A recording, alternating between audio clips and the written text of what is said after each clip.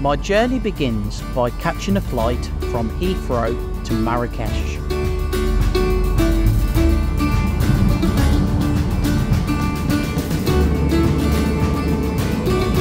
After answering a few questions at the airport from the custom officials, who all seemed very interested in what we were trying to achieve, we then made our way towards our hotel to meet the rest of the team.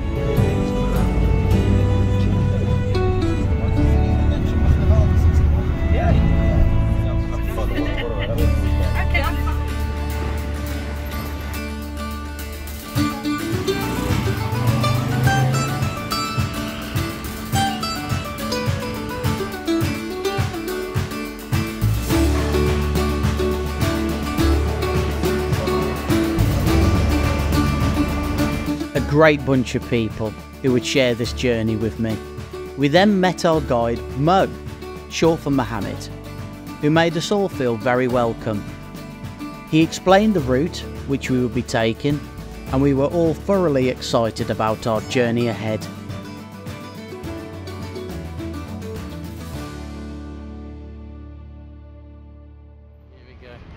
After our group meeting, Mo took us to a great restaurant in Marrakesh, and it seemed like we made a new friend.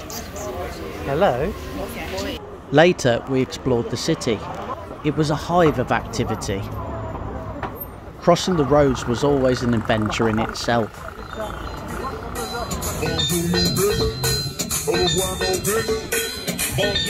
We eventually ended up at a rooftop bar at one of the highest points in Marrakesh. Lots of music, dancing, and a very welcome cold beer. We had wonderful panoramic views of the city, and we could see our objective, Mount Toubkal, towering in the distance. Time to get some rest, ready for the journey.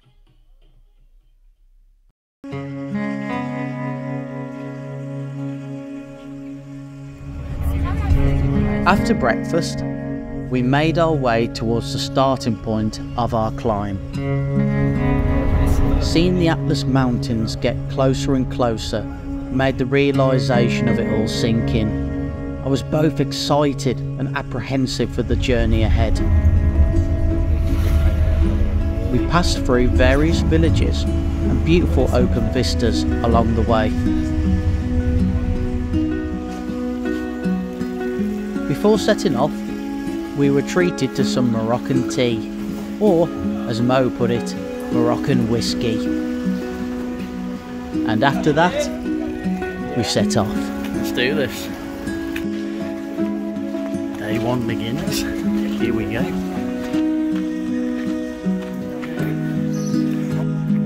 And we were straight into it, walking up through the village, admiring the local culture.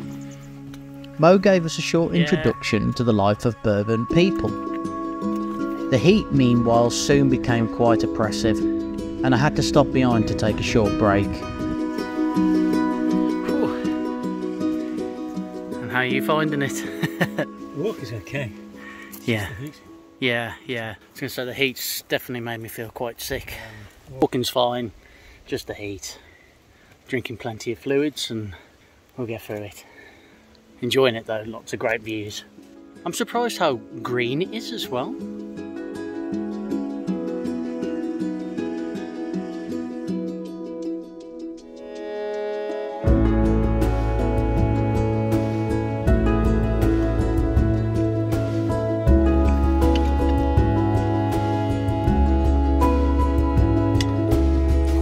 After a well-needed Coke and an orange juice, we set off to descend into the Azadan Valley. You'll have to forgive my pronunciation on some of these places.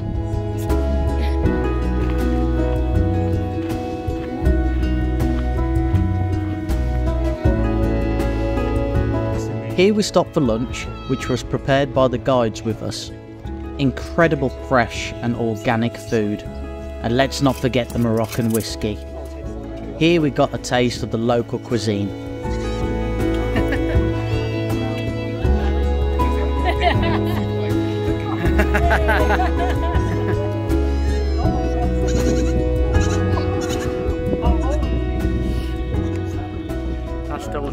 map now.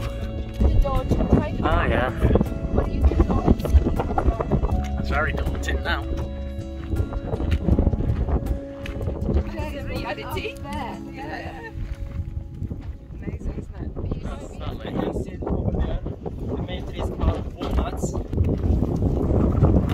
Walking through the valley, we had wonderful views of the juniper forest below, close to where we would be camping.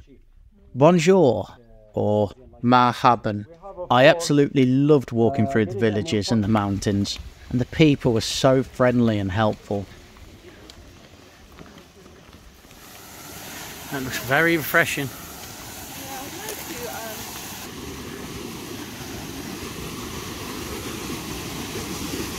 As I walked, I could hear the call to prayer echoing through the valley. It felt very much like a pilgrimage, a transcendental feeling.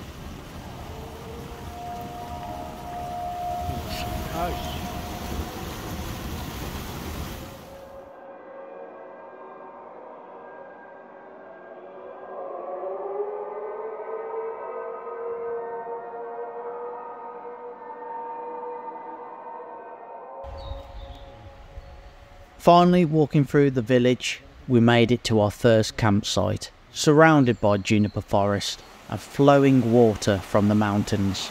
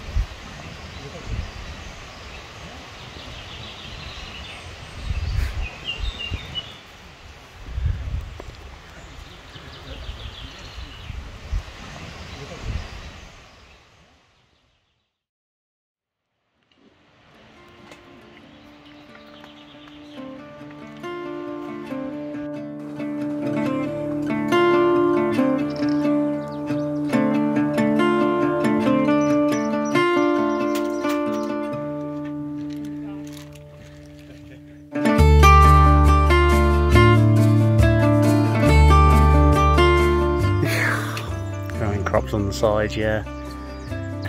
For making French fries. My favourite.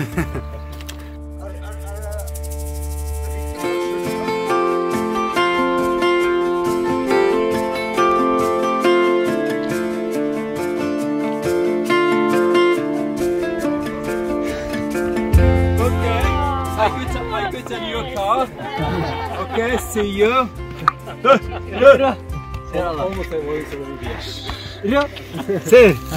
زين زين هذه الكيس اكتب لا تاكل شيء الحمد لله بس فيك تمزين يا عمرك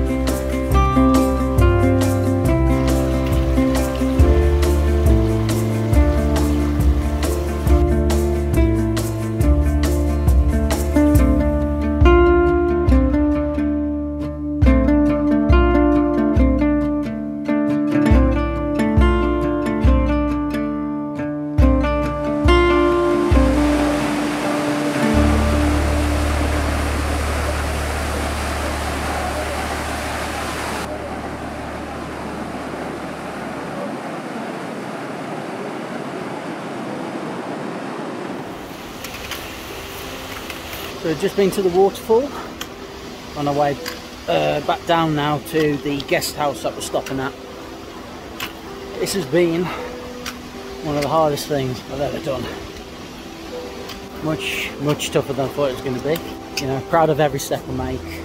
Just thinking what this is all for as well. And it's pushing me to keep going. Definitely. Just keep pushing, just keep doing every section at my own pace. That's how I'm going to do it. No rush. Make our way to the guest house now. The views, amazing. And it's an incredible country. and the Atlas Ranges is just so impressive. This was arguably one of the hardest points of my journey. As I made my way towards our guest house for the night, I started to be sick. I think the combination of heat and exhaustion really got to me, and I had to really dig deep to reach the top point of this section. But I made it. And from there, we descended down towards the guest house. When we reached the final section on road, Mo was very kind to stop a taxi for me to take me to the guest house. What a legend. Me and the taxi driver also had a lot of banter. I said to him, "Whew, blimey, it's hot. I think the heat got to me." To which he replied, "You come to Morocco, what do you expect?" Did I say I love the Moroccan people?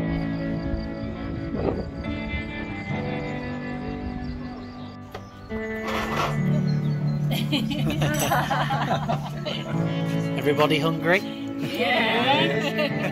The guest house we stayed in was surrounded with breathtaking views of the mountains. As we ate and exchanged stories, we got quite excited about what was in store. Nothing could prepare me for the next couple of days.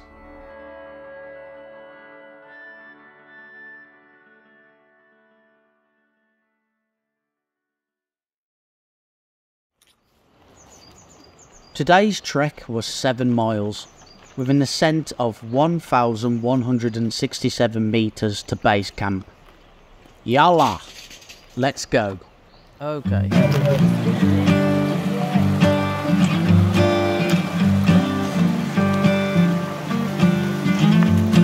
Base camp is at the bottom of Toubkal and is the highest the mules could be used to carry our equipment.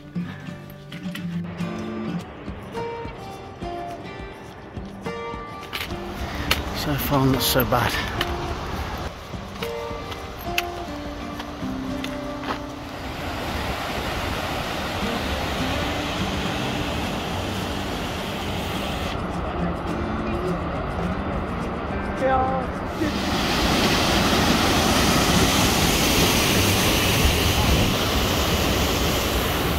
There was a heightened police presence along this section with passport checks.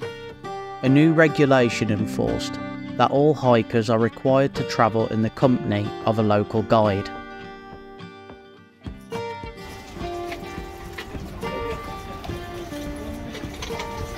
Eventually, we made it to the shrine village, Saint Shamarouche, a famous pilgrimage site. There is a pre-Islamic Marabou shrine, which is a large boulder painted white which sits at the top of the village. Animals are sacrificed here to cure health problems, exorcising spirits, and help in marriages. Could that boulder help you? Taking my time, I made my way slowly towards base camp. On the way, talking with one of the new guides, Mustafa, exchanging stories and using Google Translate to speak to each other, which was quite surreal. For helping me during this section, I offered money to Mustafa, but he replied, "I don't want your money. Everything is here that I need." It really struck me this moment, but I made sure he got his tip through the other guide though.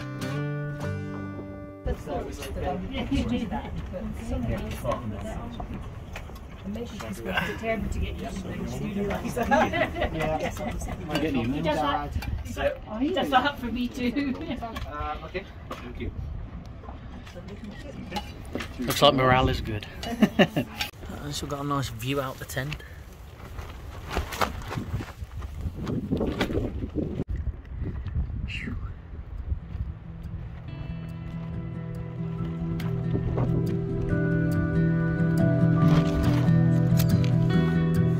This was something I wasn't expecting. Mo equipped us ready with crampons, as there may still be some icy sections during our climb to the summit. Well, didn't think we'd be needing these in May. Our campsite was nestled just behind the refuge. The refuge was built by the French Alpine Club of Casablanca in 1938. It was rudimentary, but it looked very cosy and clean.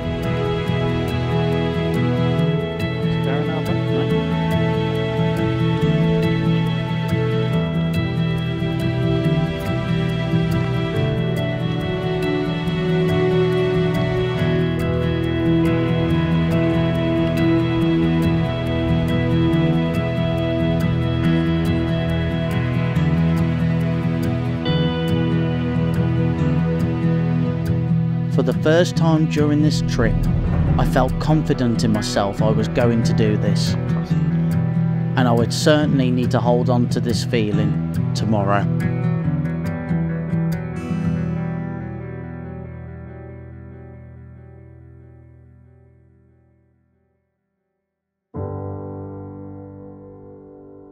This was it. Roughly a final 1,114 metres lay before me and the summit of Mount Toubkal. My heart was racing with excitement as we began our walk, setting off in the early hours of the morning. It was quite breathtaking seeing the trail of lights from other walkers winding their way up the mountain. Straight away, we were into some steep climbs, scrambling our way through each section. It was so much fun. Wrong move and you're down there. One bad step and you were down into the void.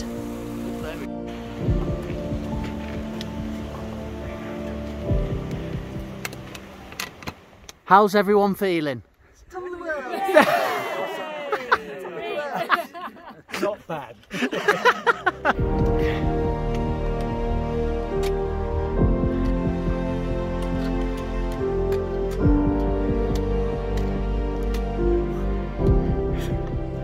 Okay, Richie. Still ways to go. Oh wow. Okay. Yeah.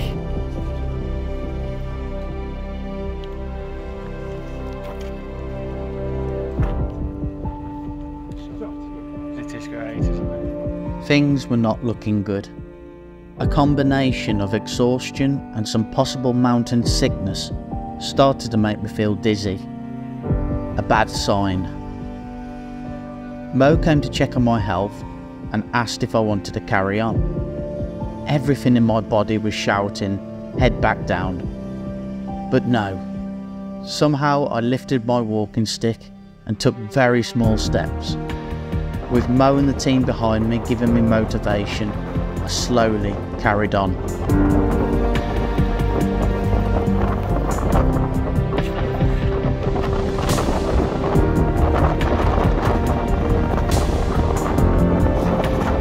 Lifting my head up, I could finally see the top point of Toubkal. With only 100 metres left to ascend, we navigated around a very steep section covered with ice and snow. As I rounded the last corner of the rock face, I could finally see the objective of my journey. I was feeling very emotional as I realised I was almost there, and on reaching the top, I fell to my knees in sheer joy and exhaustion. I had made it.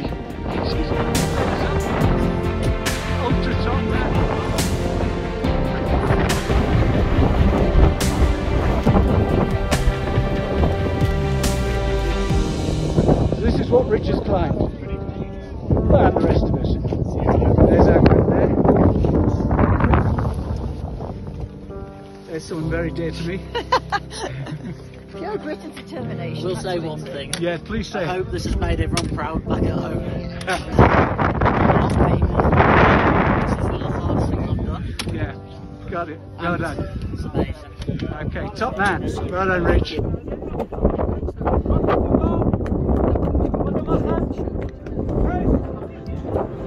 From the top, there were distant views of the Atlantic Ocean and the Sahara Desert.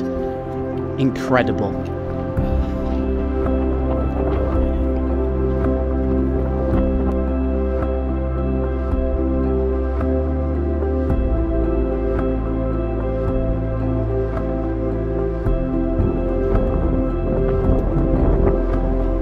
We started to make our way back down, which was just as hard.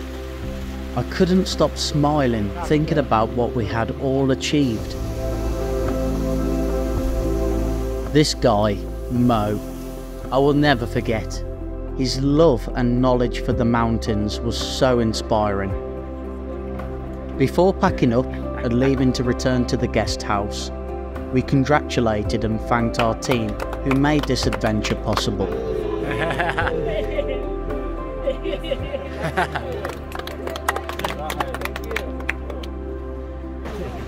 I almost forgot to mention that some members of our team climbed another mountain this morning, nearly the same height as Toubkal. Absolutely incredible and inspiring. I, however, was more than happy to lie in this morning and take it easy coming down.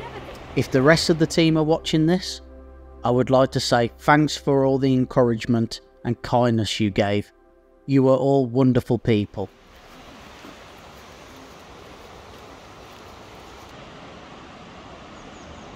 Today we will return to Marrakesh and start a different kind of adventure, exploring the Medina and surrounding areas.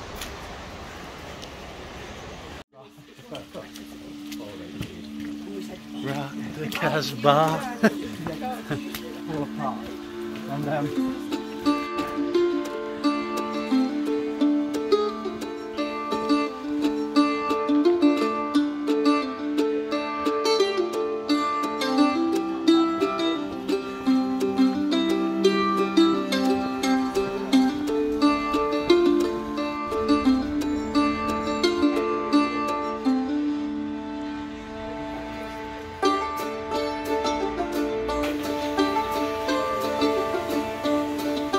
If I remember correctly, this dog made it to the top of the mountain as well.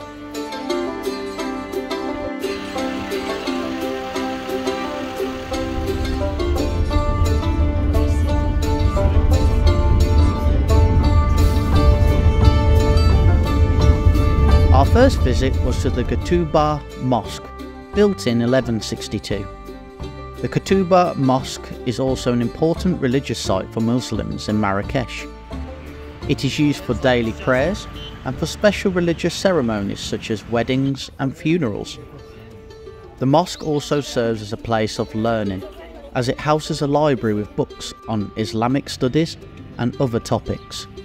It can fit 25,000 worshippers. These people dressed in red sell water. We headed straight for the Medina, the main market square. The city was founded by religious nomads called the Marakesh in 1062.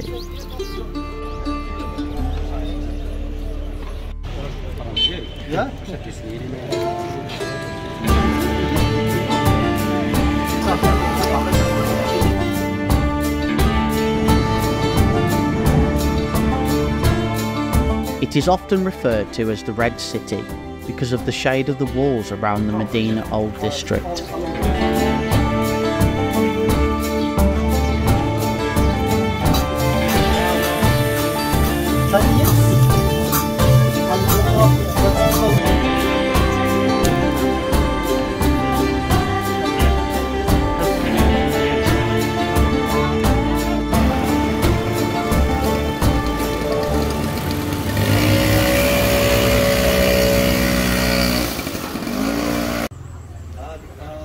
Nothing could prepare you for the sounds, sights and smells all around you. It was a huge culture shock. We even had to go with the local tradition of bartering. And here we have the main square, where snake charmers and various other entertainment could be found.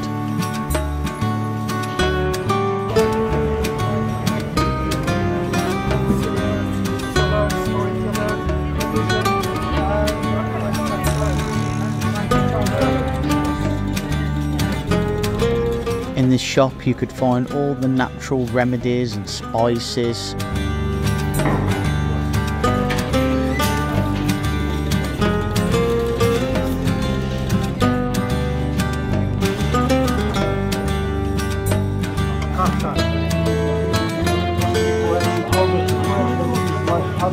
arms out here.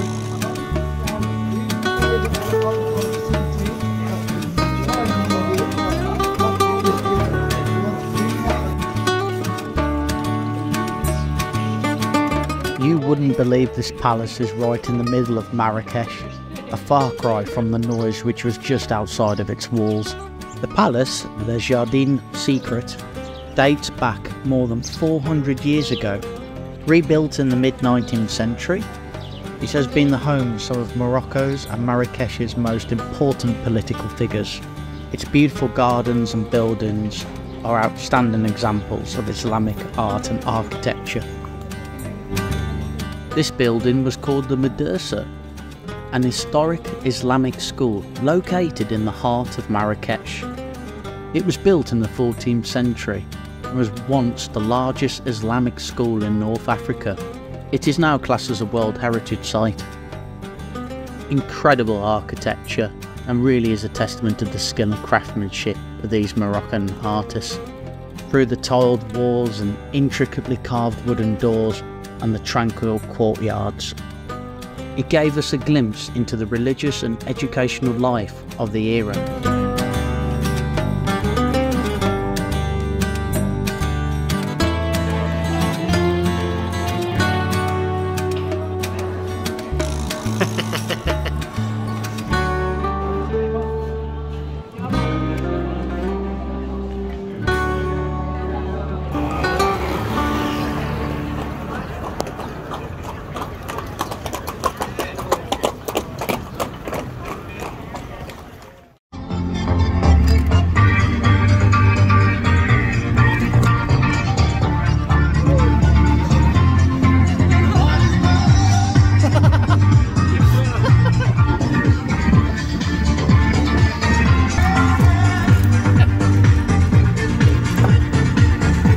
On our final evening together, we enjoyed a lovely Moroccan meal and celebrated our achievement.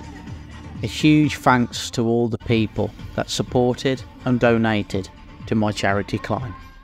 Thank you everyone.